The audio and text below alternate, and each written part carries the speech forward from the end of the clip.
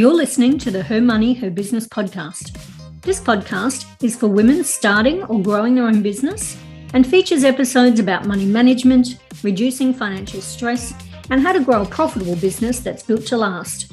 We want to see women in business thriving. So if you avoid discussing money, lack confidence managing money, or want to struggle less while making money, then you're in the right place. Let's make finance fun and money matter. I'm your host, Sonja Balzarolo, and this is the Her Money, Her Business podcast. Hello, and welcome to episode 7 of the Her Money, Her Business podcast. Today, I'm sharing with you some financial basics around managing and measuring your money.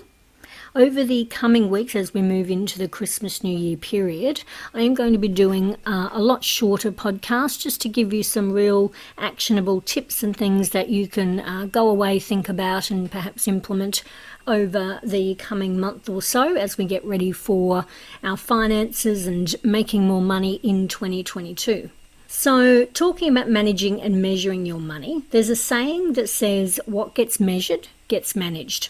So I know from working in business myself, both in my corporate career before my current business, and now working with women in business or women running businesses, I know that if you don't know your money intimately, where it's going, where it's coming from, and if you're reaching your financial goals, then you're going to struggle with money confidence, with feeling like you can manage money successfully, and with growing your business.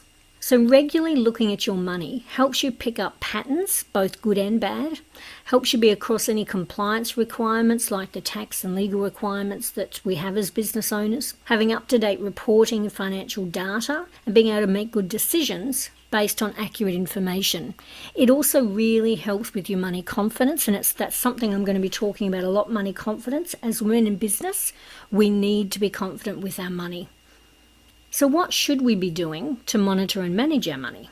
So I've got a list of things that I'll go through with you. So the first one is watch your bank account daily. Know what's coming in, know what's going out. See it, open your bank account, view it, whether it's a couple of times a day. You may already do this, but definitely know what's coming in and going out each day. And it's just to have that information and get used to looking at that if you don't already.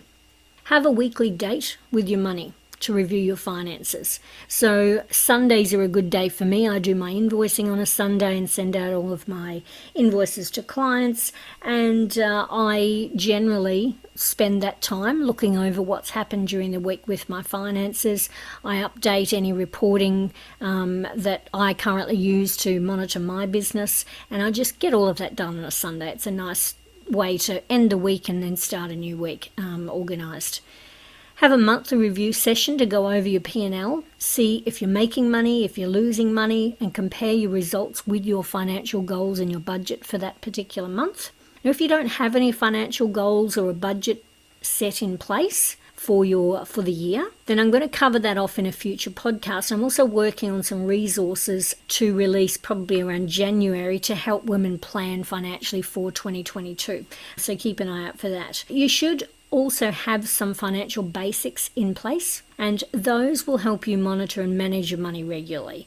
So those are knowing your regular incomings and outgoings, knowing your keep the doors open figure, so what it costs to run your business, the minimum you need to make each month to break even and turn a profit, and know, i.e. have some sort of recording mechanism that can be as simple as a spreadsheet with all of the dates across a given month when the regular money or direct debits come out of your account. So for example, on the 1st of January or the 1st of every month, my $39 fee for my membership that I've joined up with comes out.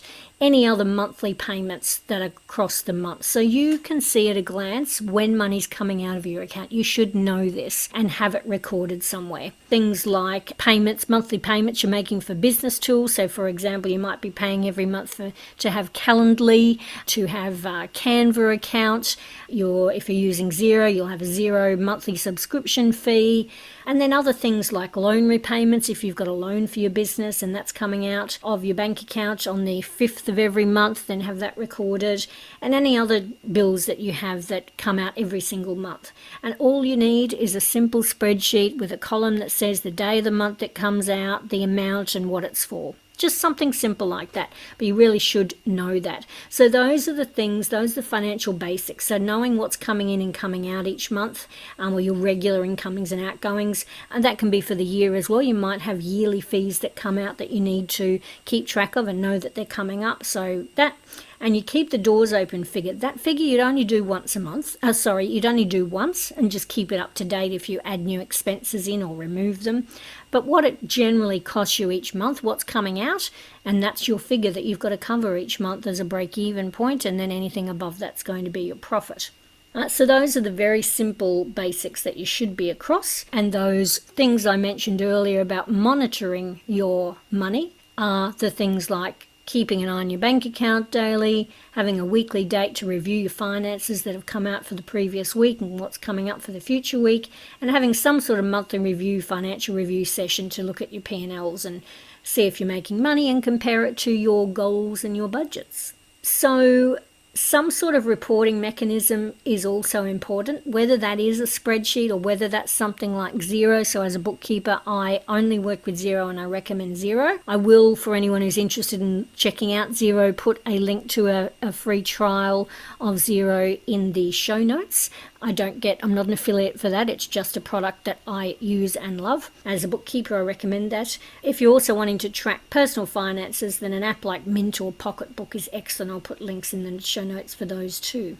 So when you spend time regularly reviewing your money, so if you're not doing these things and you want to start putting some processes in place where you do regularly review your money, and I highly recommend that, there's a few things to keep in mind. So the first thing is that if you're going to review your finances regularly, you should also reward yourself regularly. So once you're measuring your finances and you know that you're achieving things, then think of some sort of reward to give yourself that motivation to keep going.